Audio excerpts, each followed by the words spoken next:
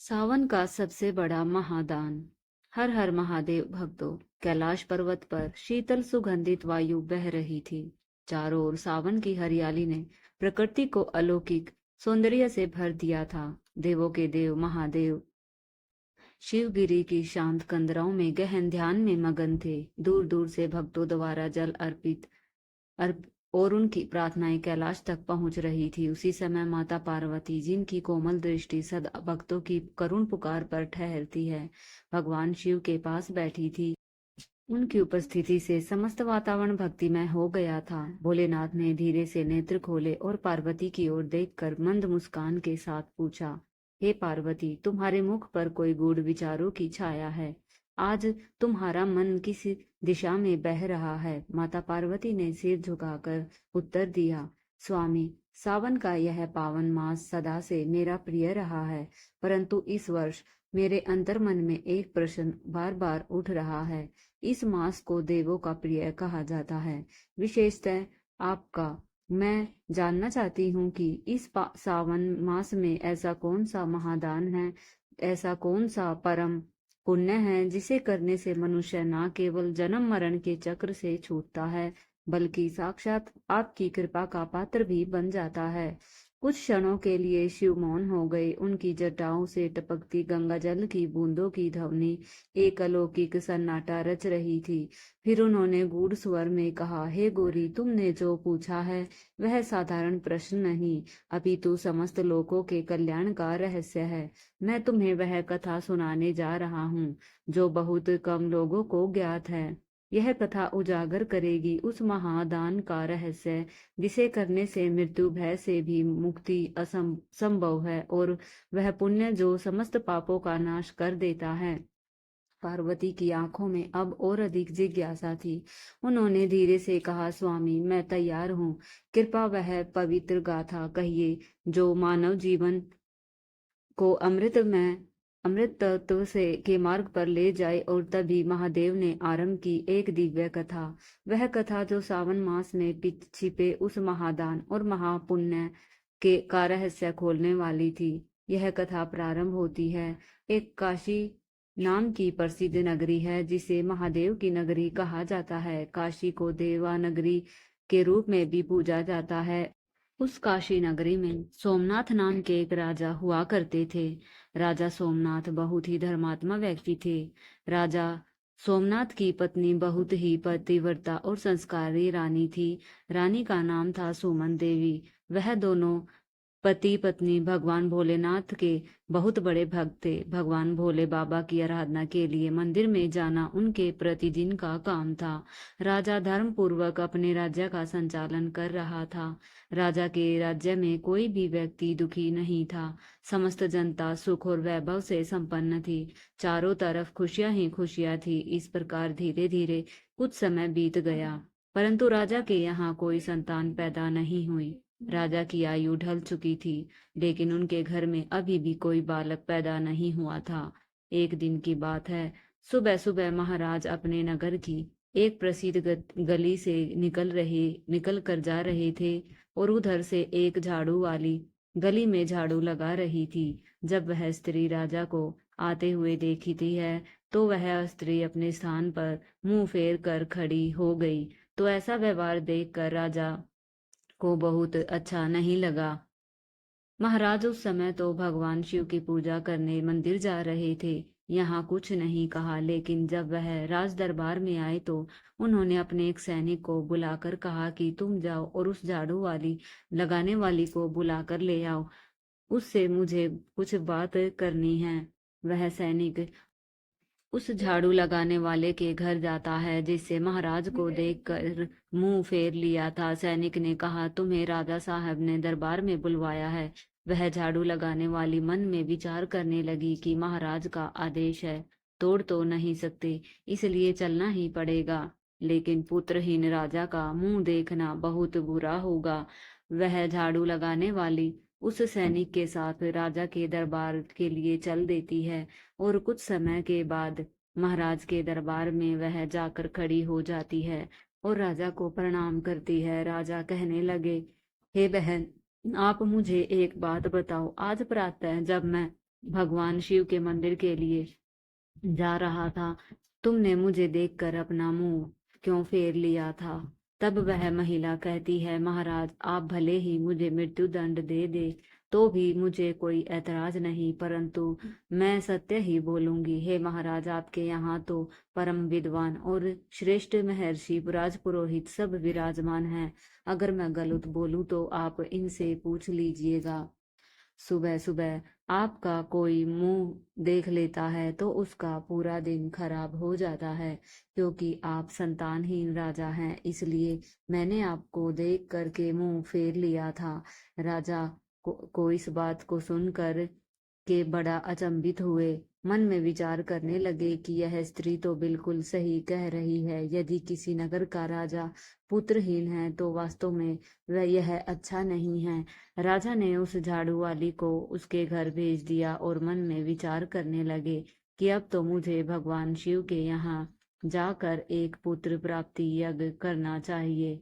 ऐसा विचार करके राजा अपने महल में आए और उसे अपनी महारानी से कहने लगे कि रानी, हमारे नगर के लोगों को हमारा मुंह देखने में बहुत तकलीफ होती है, क्योंकि हम संतानहीन हैं, को हमारी कोई संतान नहीं है। चलिए भगवान शिव के दरबार में चलते हैं और भगवान भोलेनाथ से आराधना करेंगे कि वह हमें एक पुत्र प्रदान करे। यही विचार करके राजा और रानी भगवान शिव के मंदिर में चले जाते हैं और वहां जाकर उन्होंने पुत्र प्राप्ति यज्ञ का आयोजन किया।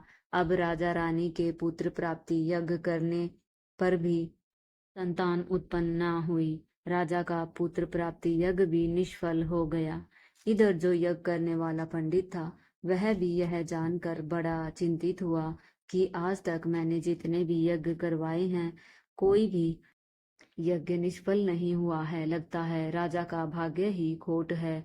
राजा के भाग्य में भगवान ने कोई संतान लिखी ही नहीं, इसलिए तो पुत्र प्राप्ति यज्ञ निष्फल हो गया। शिव जी कहते हैं, हे देवी, राजा भी बड़ा धैर्यवान था। इस बात से राजा बिल्कुल भी विचलित नहीं हुआ। राजा बड़ा ही धैर्य धारण करने वाला था। उसने अपने मंत्री से कहा, मंत्री जी, आप मेरी अनुपस्थिति में राज्य का संचालन करें। मैं अब भगवान शिव की आराधना करूंगा। ऐसा निश्चय करके राजा भगवान शिव के मंदिर में बैठकर उनकी तपस्या करने लगता है और इस तरह से धीरे धीरे तपस्या करते हुए राजा को 1 साल गुजर जाते हैं।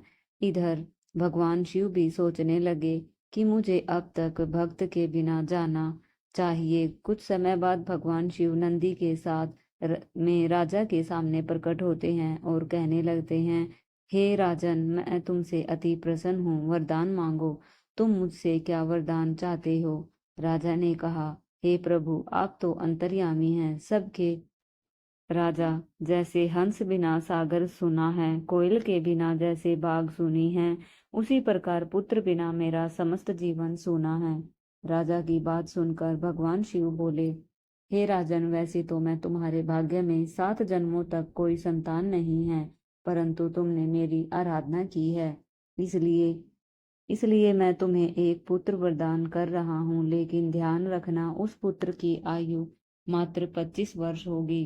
25 वर्ष तक वह तुम्हें पुत्र का सुख देकर पुनः अपने स्थान को लौट जाएगा। राजा ने सोचा, चलो 25 वर्ष ही सही, कम से कम संतान होने का कलंक तो मिट जाएगा। राजा ने कहा, जो भी हो प्रभु, मुझे आप पुत्र प्रदान कीजिए। दोस्तों, इस समय भगवान भोले बाबा ने अपने एक गण को बुलाया और उससे कहा कि तुम जो 25 साल के लिए इस राजा के पुत्र के रूप में जन्म ले लो।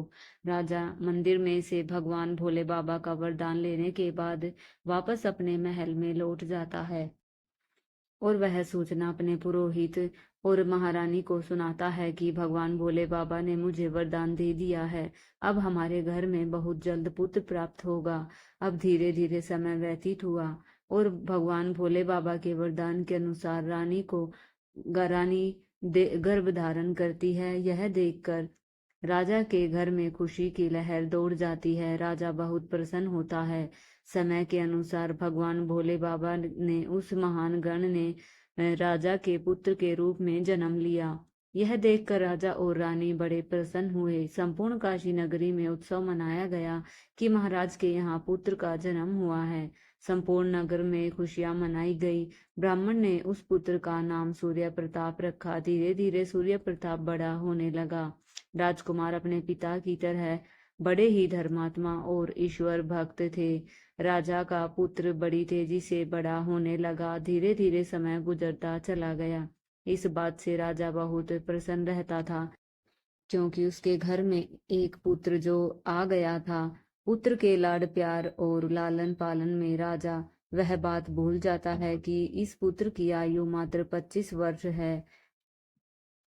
जब उस पुत्र की आयु 15 वर्ष की होती है तो उन्हीं दिनों की बात है। एक दूसरे नगर का राजा था, राजा तेज सिंह, जिसकी एक पुत्री थी। उसका नाम था वैदेही। वैदेही रूप में इंद्र की अप्सराओं की तरह लगती थी। वह एक परम सुंदर कन्या थी। वह कन्या भी बड़ा दान धर्म किया करती थी। बचपन से ही उसे अपने माँ बाप द्वारा धर्म कर्म करने के संस्कार मिले थे। वह प्रत्येक जीव पर दया रखती थी। सवेरे उठकर सबसे पहले पक्षियों को दाना चुगाया करती थी और अपने द्वार पर आए हुए किसी भी अतिथि और साधु संत को खाली हाथ नहीं लौटाती थी। वह हर भूखे को भोजन कराती थी। वह कन्या भी इधर धीरे धीरे बड़ी हो जाती है। महाराज तेज सिंह ने जब राजा के पुत्र को के बारे में सुना तो महाराज का एक बड़ा धर्मात्मा और तेजस्वी पुत्र है, ऐसा विचार करके राजा तेज सिंह ने अपनी कन्या का रिश्ता राजा के यहाँ भिजवा दिया। उधर राजा ने मन में विचार किया कि मेरे पुत्र की आयु 25 वर्ष है, मुझे इसका विवाह कर लेना चाहिए और इसके यहाँ कोई पुत्र पैदा हो जाएगा तो मेरा भी वंश आगे बढ़ जाएगा। ऐसा सोचकर विचार कर राजा ने अपने राजकुमार का रिश्ता तय कर लिया और कुछ समय में ही राजकुमारी वैदेही का राजकुमार के साथ विवाह हो गया। राजकुमारी वैदेही बहुत ही पतिव्रता स्त्री थी। उसकी एक बात यह भी थी कि वह भोजन तब तक नहीं करती थी जब तक किसी भूखे प्राणी को भोजन नहीं करा देती। धीरे धीरे समय गुजरता गया। इधर राजा को लगने लगा कि उसके पुत्र की मृत्यु का दिन नजदीक आ रहा है। उसकी 25 वर्ष की आयु पूरी होने वाली थी। राजा तो पहले से ही जानता था, क्योंकि भगवान भोले बाबा ने उसे सब कुछ बता दिया था कि आपके पुत्र की आयु मात्र 25 वर्ष की होगी। राजा ने यह बात किसी को नहीं बताई थी। धीरे राजा की चिंता बढ़ती जा रही थी। जैसे जैसे राजकुमार की आयु बढ़ रही थी वैसे वैसे राजा की चिंता बढ़ रही थी। धीरे धीरे जब राजकुमार की आयु में मात्र 4 दिन शेष रह गए तो राजा सोचने लगा कि अब मैं क्या करूं। मेरा पुत्र तो 4 दिन के बाद मृत्यु को प्राप्त हो जाएगा। पुत्र के मोह के कारण भगवान भोले बाबा के वरदान को भी राजा भूल जाता है और पुत्र में आसक्ति होने की वजह से वह बीमार पड़ जाता है। वह पुत्र की मृत्यु की बात को सुनकर सबको बताकर उन्हें भी चिंता में नहीं डालना चाहता था। इधर राजा ने भोजन करना छोड़ दिया था। इधर जब वह दिन आ गया जिस दिन उसके पुत्र की मृत्यु होने वाली थी, उस दिन राजा सुबह से ही भगवान भोले बाबा के ध्यान में डूब गया और कहने लगा, हे प्रभु, पुत्र के जाने का दुख सहन करने की मुझे शक्ति प्रदान कीजिए। विधि के लिखे को तो कोई बदल नहीं सकता, जो होना है वह तो होकर ही रहेगा। राजकुमार की जो नवविवाहिता पत्नी थी वह प्रतिदिन भूखे को भोजन कराया करती थी, पक्षियों को दाना चुगाया करती थी। रोज की तरह उस दिन भी वह अपने धर्म कर्म में लगी हुई थी। इधर यमलोक में यमराज ने देखा कि आज राजकुमार की मृत्यु का दिन है तो यमराज तुरंत अपने 2 दूतों को आदेश दे देते हैं कि जो अब से 1 घंटे के बाद तुम्हें राजकुमार के प्राण उसके शरीर से निकाल लाने हैं। राजकुमार के प्राण तुम ऐसे नहीं निकाल सकते। इसके लिए तुम्हें एक सर्प के पास जाना चाहिए होगा और उस राजकुमार की मृत्यु के लिए उसे प्रोत्साहित करना होगा, क्योंकि उस राजकुमार की मृत्यु सर्प के डसने से होगी। तभी हम उसके प्राण हर सकते हैं। राजकुमार ने अपने दोनों दूतों से कहा कि जाओ, शीघ्रता से अपना काम करो और 1 घंटे के अंदर ही उसके प्राणों को लेकर आना है। यमराज की आज्ञा पाते ही 2 यमदूत राजकुमार के प्राण लेने के लिए चल दिए।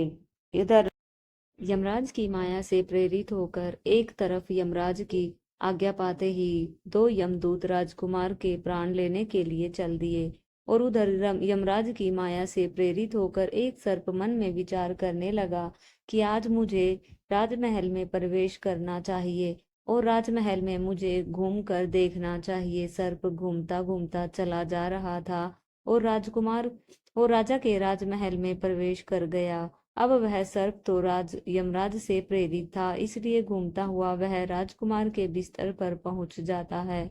जहां राजकुमार सोता था वहां जाकर राजकुमार के बिस्तर के पास बैठ जाता है। यमराज के दोनों दूत राजमहल के द्वार पर खड़े होते हैं और समय पूरा होने का इंतजार करने लगते हैं। समय होते ही सोचते हैं कि 1 घंटे का समय कब खत्म होगा, कब यह नाग उस राजकुमार को डसेगा, तब हम उसके प्राणों को लेकर यमलोक जाएंगे। इस प्रकार यम के दूत विचार कर ही रहे होते हैं। तभी क्या होता है, किसी दूसरे एक गांव में एक गरीब व्यक्ति रहता था। उसकी एक पुत्री थी।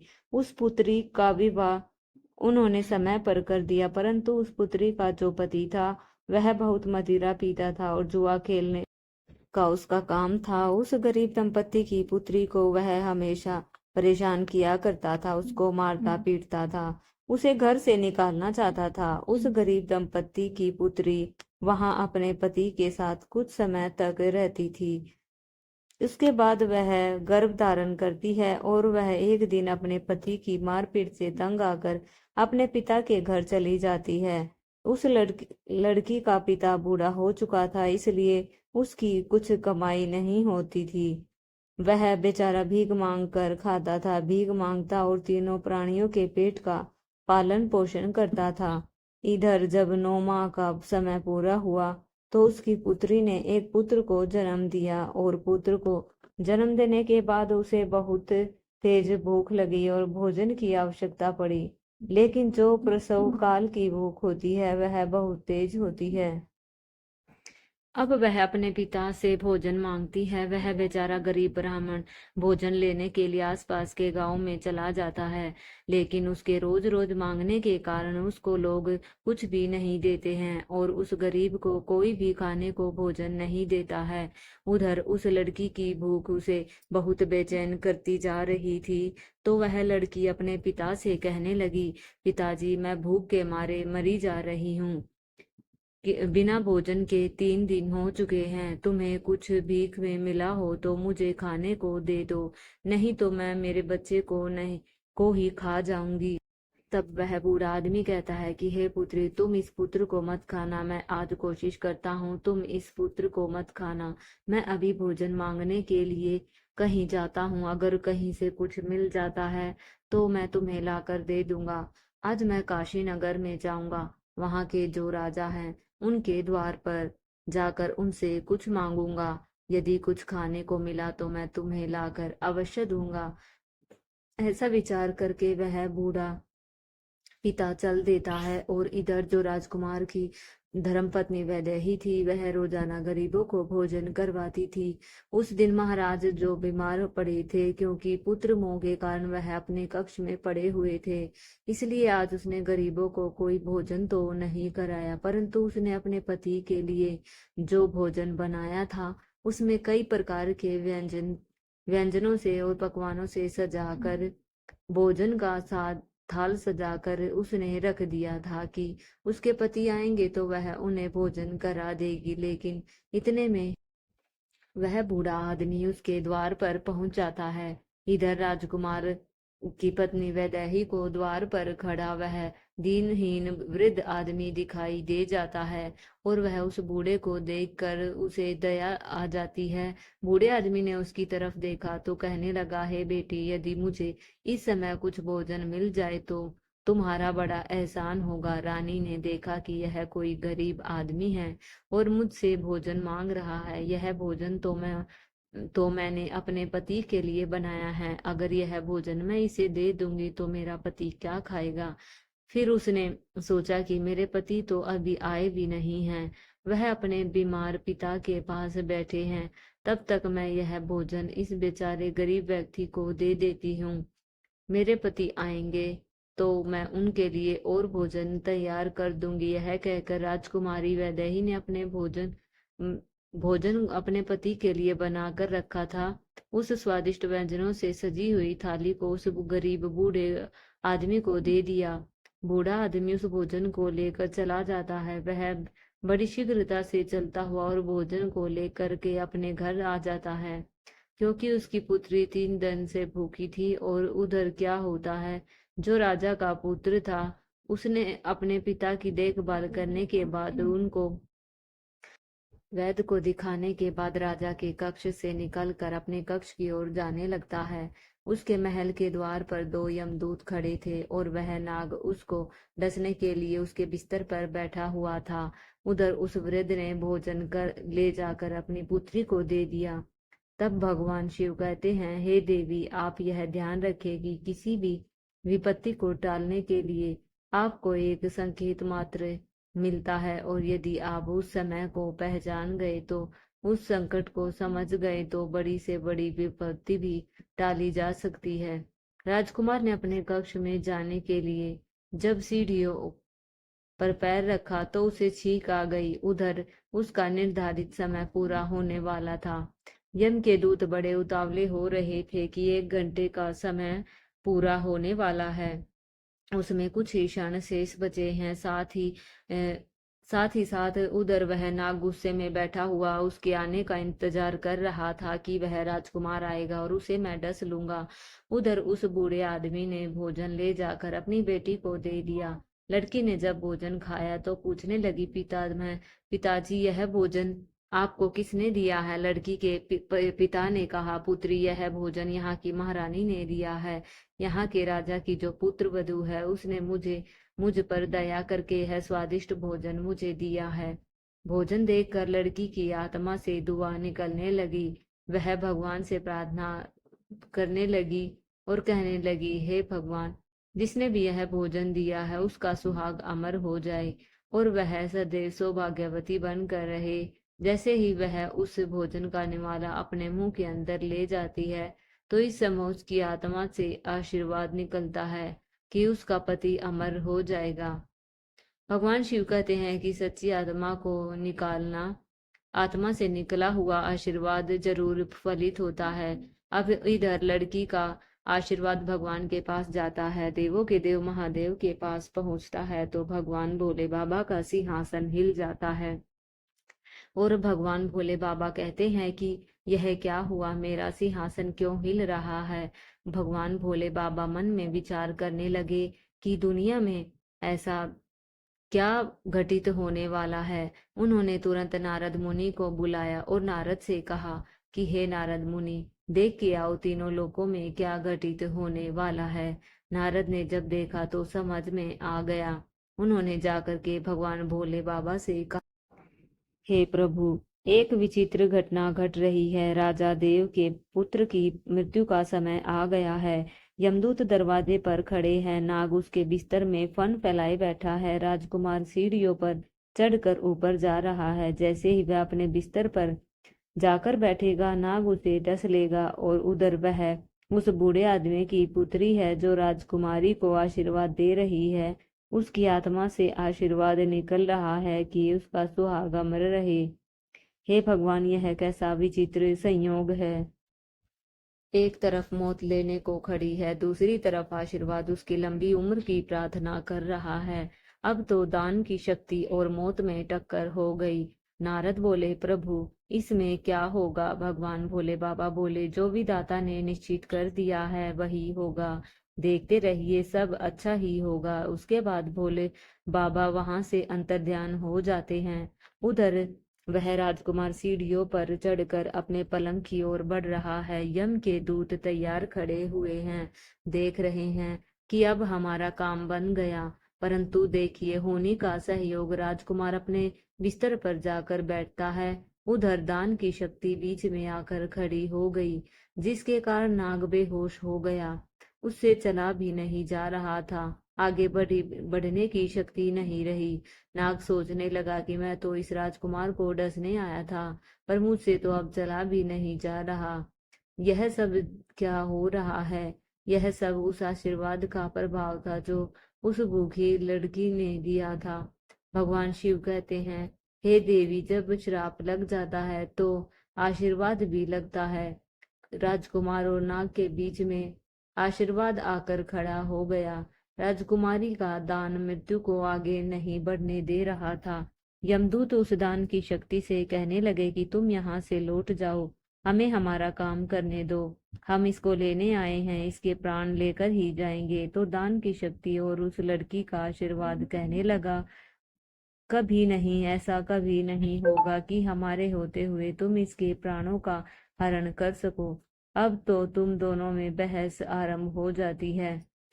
बहस आरंभ हुई तो उनमें युद्ध शुरू हो गया और दान की शक्ति ने उन यम के दूतों को आगे बढ़ने से रोक दिया। यम के दूत आगे नहीं बढ़ पाए और यम के दूत वापस हार कर यमलोक को चले गए। दोनों ने जाकर यमराज से कहा, महाराज, यह कैसी विडंबना है। यमराज ने कहा, तुम लोग खाली कैसे आ गए? तुम्हें तो राजकुमार के प्राण लेने भेजा था। तभी यमदूत कहते हैं, हे स्वामी, उनके प्राणों को लाने में दो बड़ी बाधाएं बीच में खड़ी हैं।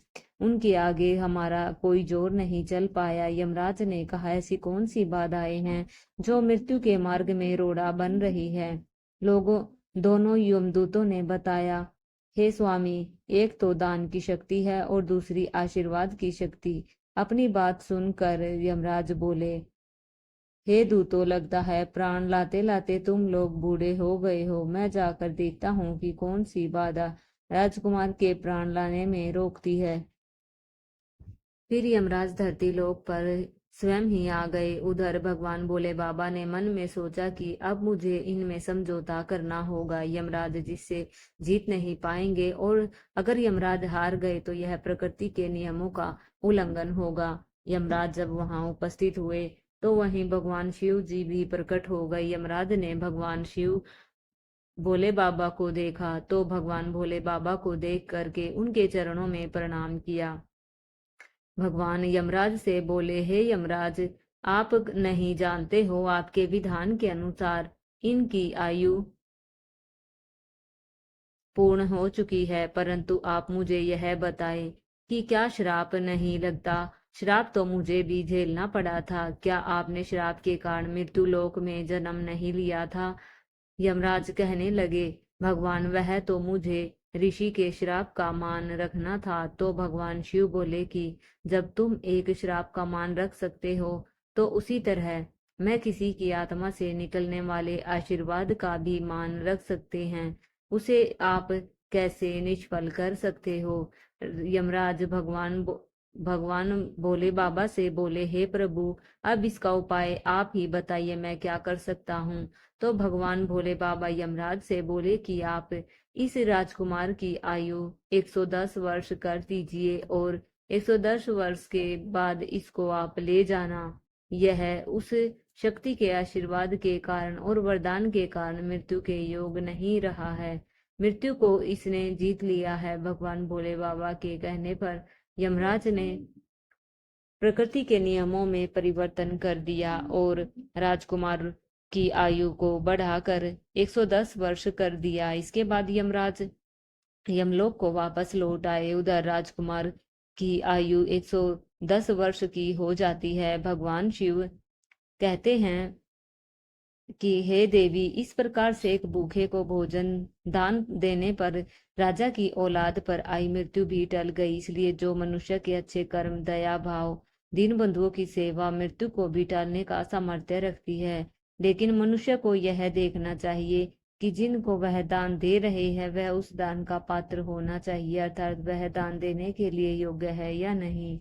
यदि मनुष्य को दान देते हैं तो वह उस दान के सामने मौत भी पराजित हो जाती है। यदि कोई व्यक्ति किसी की सेवा करके और उसके कठिन समय में काम आकर उसकी मदद करते हैं और यदि किसी का आशीर्वाद लेते हैं तो यह आशीर्वाद मृत्यु मृत्यु को भी टाल सकता है। दान की और आशीर्वाद की शक्ति बहुत बड़ी होती है, इसलिए शक्ति से बड़ा संकट भी टाला जाता है।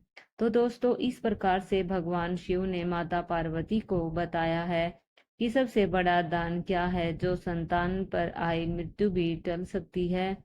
भगवान शिव बोले, हे पार्वती, दान, करुणा और सेवा ऐसे पुण्य कर्म है जिनमें दिव्यता बसती है, किंतु यह ध्यान रखना चाहिए कि दान स्वयं सुपात्र को ही दिया जाए, क्योंकि असुपात्र को दिया गया तो दान निष्फल हो जाता है। यदि कोई मनुष्य सच्चे हृदय से किसी संकटग्रस्त, दुखी, भूखी या असहाय की सेवा करता है तो वह उसका कर्म मृत्यु को भी टाल सकता है। जैसे सावन के पावन मास में जो भी श्रद्धा से शिवलिंग पर जल अभिषेक करता है, व्रत रखता है, ब्राह्मणों, साधुओं और जरूरतमंदों की सहायता करता है, वह जन्म जन्मांतर के पापों से मुक्त होकर शिव धाम को प्राप्त करता है। हे पार्वती, यदि कोई मनुष्य सच्चे हृदय से किसी दुखी के लिए आंसू बहाता है, तो उसके जीवन में आशा का दीप जलाता है, तो उसकी वह सेवा त्रिलोक में वंदनीय हो जाती है। आशीर्वाद की शक्ति को कभी कम मत समझो,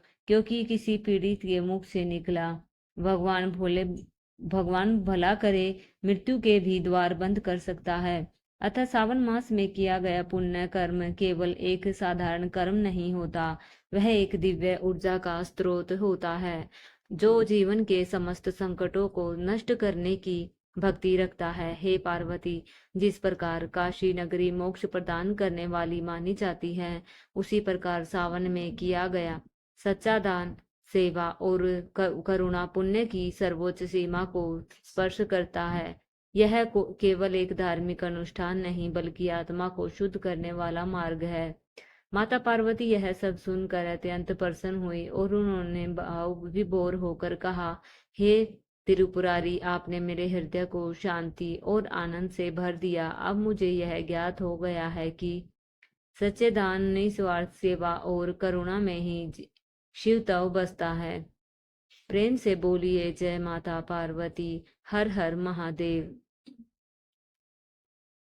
अगर आपको यह कथा पसंद आई हो तो हमारे चैनल को सब्सक्राइब करें, लाइक करें और इसे अपने परिजनों व मित्रों के साथ शेयर करें। कमेंट बॉक्स में हर हर महादेव अवश्य लिखें और बेल आइकन दबाना न भूलें, ताकि अगली भक्तिपूर्ण कथाओं की सूचना आपको सबसे पहले मिले। हर हर महादेव।